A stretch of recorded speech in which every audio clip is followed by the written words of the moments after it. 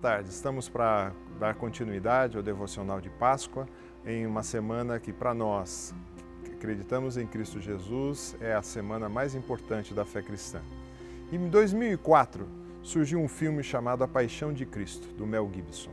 E na sua divulgação havia sempre uma pergunta. E a pergunta era: quem entregou ou quem matou Jesus? E aí, como um apelo, falavam: foi os judeus, foi Judas, foi os romanos e assim por diante. Nós vamos olhar hoje de fato aqui quem de fato entrega o Senhor Jesus e de que forma isso aconteceu. Vamos olhar para João capítulo 13, no verso 21 diz assim: dita essas coisas, angustiou-se Jesus em espírito e afirmou: em verdade vos digo, que um dentre vocês me trairá. Então os discípulos, olhando uns para os outros, sem saber a quem ele se referia, ora, ali estava aconchegado a Jesus um dos seus discípulos, aquele a quem ele amava.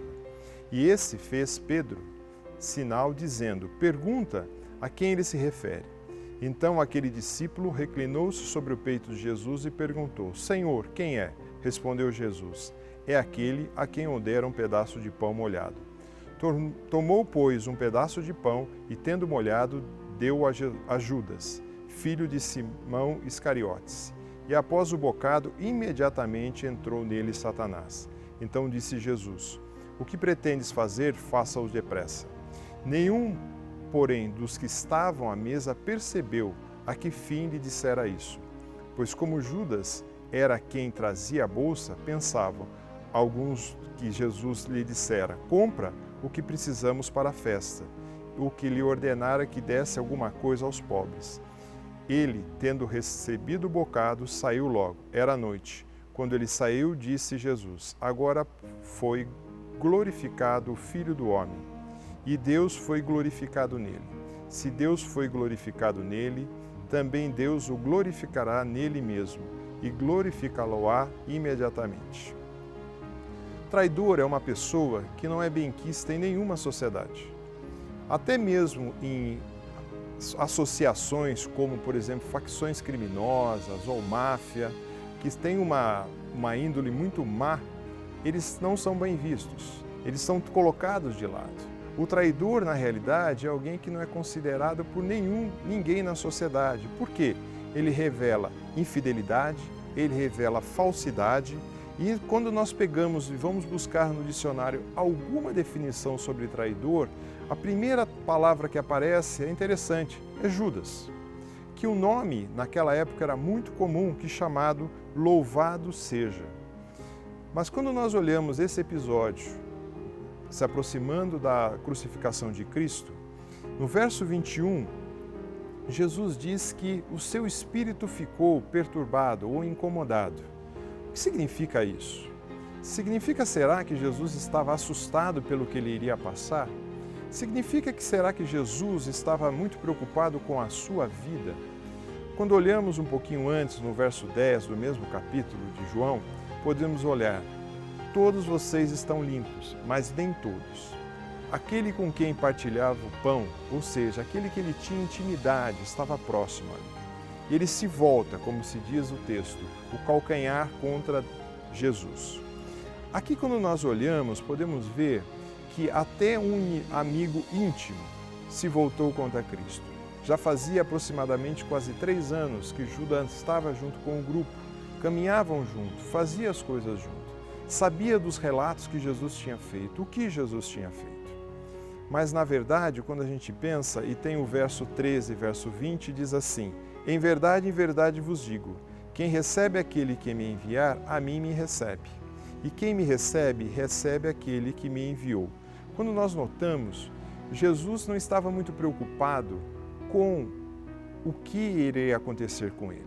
O seu coração se turba ou ele fica perturbado no espírito, porque não era por causa de Judas também, porque ele mesmo tinha escolhido a Judas. Ele muitas vezes disse aos seus discípulos que era importante que o Filho do Homem sofresse e padecesse. Ele sabia que ele iria para a cruz para a remissão de todos os pecados de todos os homens. Então, por que ele fica perturbado? Ele fala justamente baseado nesse verso que nós acabamos de ver, porque ele pensava no futuro dos seus discípulos. O que aconteceria com os seus discípulos após Jesus partir? Quando nós olhamos isso, o próprio Senhor Jesus, uma preocupação não com o que iria acontecer aqueles dias, mas sim com os seus. Nós também olhamos nesse texto a revelação do traidor. Quando olhamos essa revelação, há uma pergunta entre os discípulos: quem vai te trair, Senhor? E Jesus fala assim: aquele que eu molhar um pedaço de pão e der a esse. Naquela celebração, nas celebrações judaicas, o dar o melhor pedaço de pão ou um pedaço de pão molhado em um molho significa um caráter de fazer a diferença àquela pessoa. Assim como nós, na nossa sociedade, muitas vezes, cantamos um parabéns, ao partir o bolo, o primeiro pedaço de bolo vai para quem? Para aquela pessoa importante, diferenciada. Assim aconteceu com Jesus. E Jesus entrega esse pedaço de pão àquele a quem o ia trair. Quando nós olhamos, é muito interessante porque desde o princípio Jesus sabia o que Judas estava se manifestando. Vou lembrar com vocês os versos de João capítulo 6, verso 20, diz assim: replicou Jesus: não vos escolhi em número de 12, contudo um de vós é o diabo. Jesus já sabia. 12, verso 4 de João diz: mas Judas Iscariotes, um dos seus discípulos, o que estava para traí-lo. Então, Jesus já sabia desses relatos e à frente também, no 13:2, durante a ceia, tendo o diabo já posto no coração.